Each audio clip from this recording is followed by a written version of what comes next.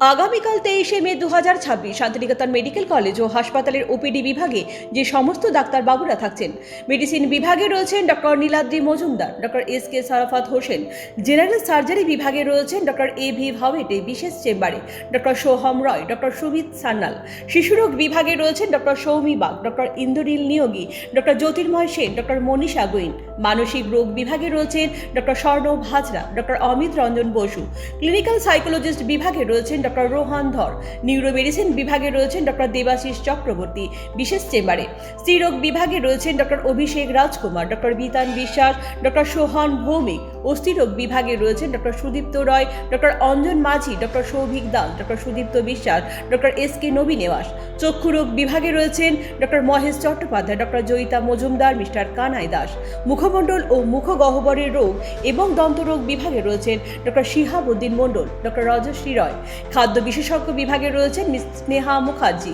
Physiotherapy বিভাগে রয়েছেন doctor Soumyajit মণ্ডল এবং ডক্টর রুমি রয়।